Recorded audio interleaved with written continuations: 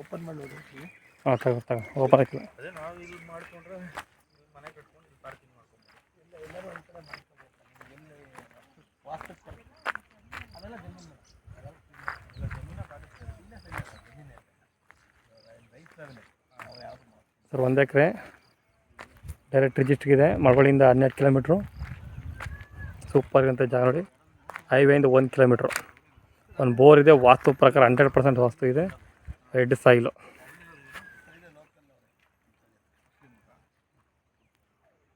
ಇಲ್ಲೇ ಲೋಕಲ್ ಅವ್ರಿಗೆ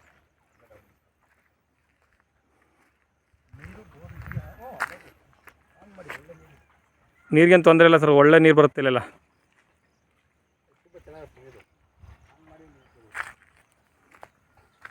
ಸುತ್ತ ಫೆನ್ಸ್ ಆಗೈತೆ. ಬೋರ್ ಐತೆ. ವಾಸ್ತು 100% ಕರೆಕ್ಟ್ ಆಗೈತೆ.